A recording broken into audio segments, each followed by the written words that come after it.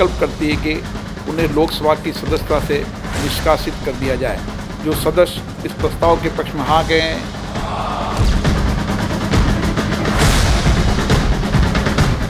रस्सी जल गई, बल नहीं गए, संसद से निकाल दी गई तो गुस्से का पारा चढ़ा हुआ है।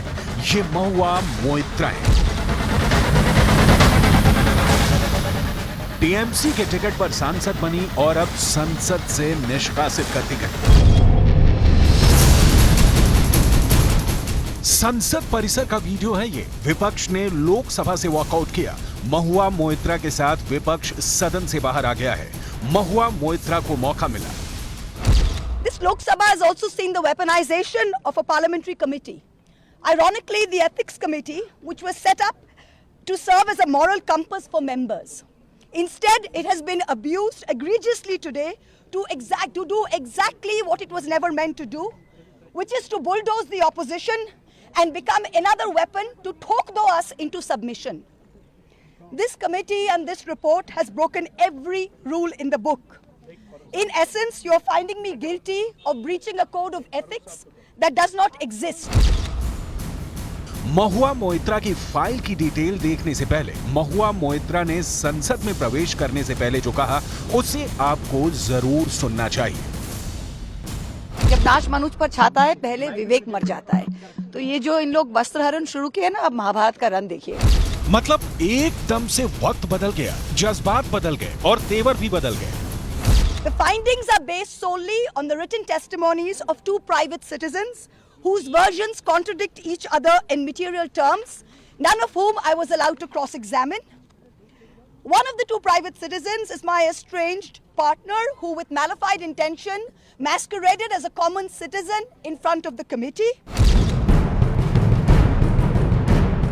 महुआ मोइत्रा को सजा मिली। पैसे के बदले संसद में महुआ मोइत्रा ने सवाल पूछे। एथिक्स कमेटी बनी, रिपोर्ट आई। लोकसभा में सरकार ने उदाहरण पेश किया। सदन में चर्चा के दौरान 2005 के कैश फॉर क्वेरी मामले का भी जिक्र उठा, जब लोकसभा के 10 और राज्यसभा के 1 सदस्य को निष्कासित कर दिया गया था।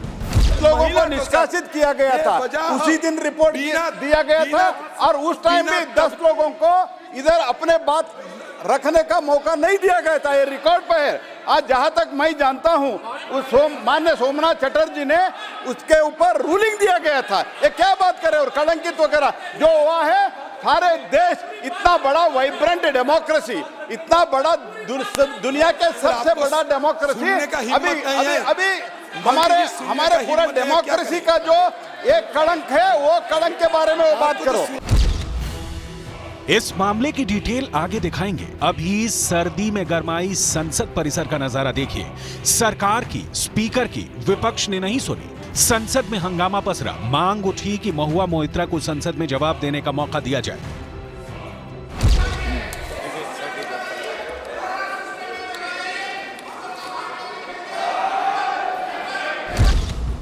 स्पीकर ने मांग खारिज कर दी। वोटिंग हुई, फैसला आया। ये सदन समिति के निष्कर्ष को स्वीकार करता है कि सांसद महुआ मोइत्रा का आचरण एक सांसद के रूप में अनैतिक और अशोभनीय था, इसलिए उनका सांसद बना रहना उचित नहीं है। संसद सदस्यता को लेकर स्पीकर ओम बिरला के ये शब्द महुआ मोइत्रा के अब तक के सियासी सफर का आईना है। सियासत की फिसलन भरी सीढ़ियों पर महुआ मोइत्रा बहुत तेज सफर कर रही थी, लेकिन इस सफर में उन्होंने लंदन से लेकर कोलकाता तक कुछ ऐसे काम कर डाले जिसे देखकर देश सन्न रह गया। महुआ मोइत्रा का पूरा कच्चा चिट्ठा आपको दिखाएंगे। आपको आगे बताएंगे कि महुआ मोइत्रा पर किसने लगाया आरोप, महुआ मोइत्रा के खिलाफ क्या थे आरोप, महुआ मोइत्रा को लेकर एथिक्स कमेटी की रिपोर्ट में क्या कहा गया और अब महुआ मोइत्रा यहां से किस ओर जाएंगी। टीएमसी की नेता महुआ मोइत्रा के खिलाफ आरोप बड़े संगीन हैं। इसकी जांच के लिए संसद की एथिक्स कमेटी बनी। 3 बार उसकी बैठकें हुई, लेकिन महुआ मोइत्रा ने सहयोग नहीं किया। नेशनल टेलीविजन स्क्रीन पर महुआ का यह वीडियो वायरल हुआ।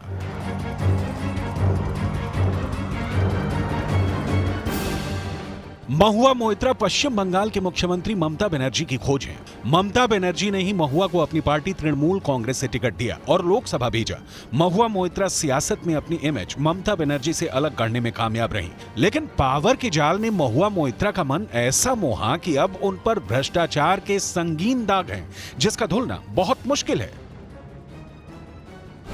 बीजेपी सांसद निशिकांत दुबे ने महुआ मोइत्रा पर संसद में पैसे लेकर सवाल पूछने का आरोप लगाया।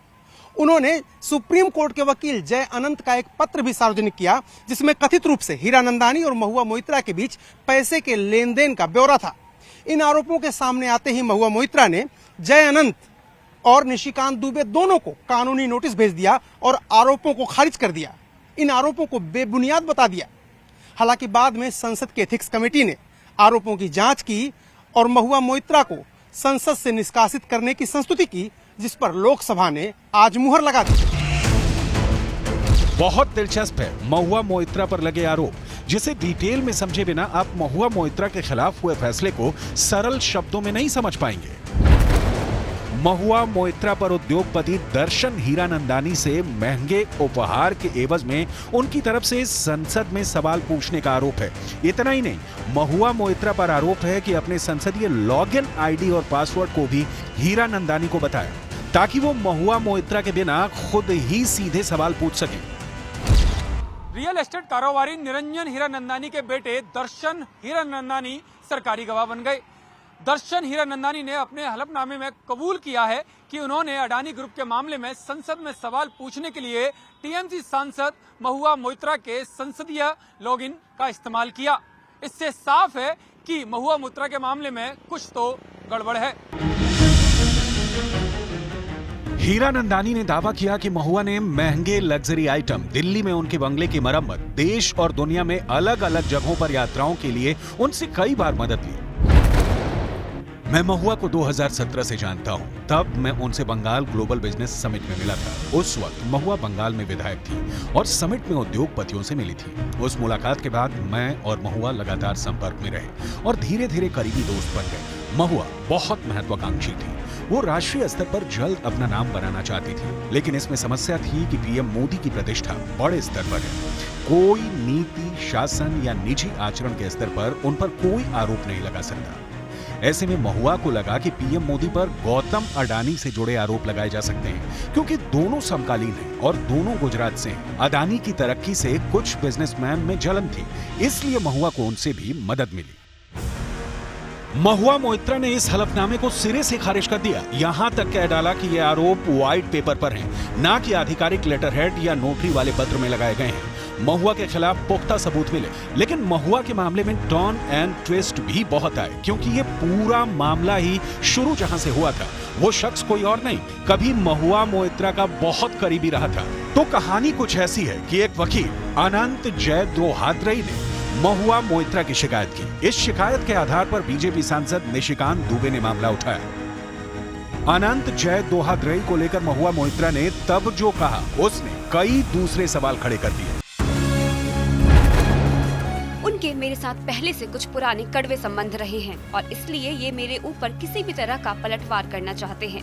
अगर वास्तव में वह मेरे साथ भ्रष्टाचार के गवाह थे, तो उस दौरान वो मेरे साथ क्यों थे और इसे सार्वजनिक करने के लिए अब तक का इंतजार क्यों किया गया?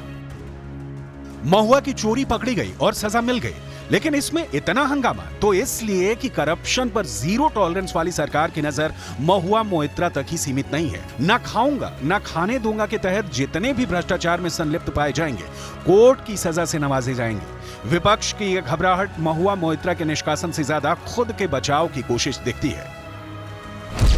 हमारे कोई मेंबर जो भी हो, इतना जल्दी में, मतलब 2 घंटे की मोहलत, और ये 2 घंटे भी नहीं हुई है।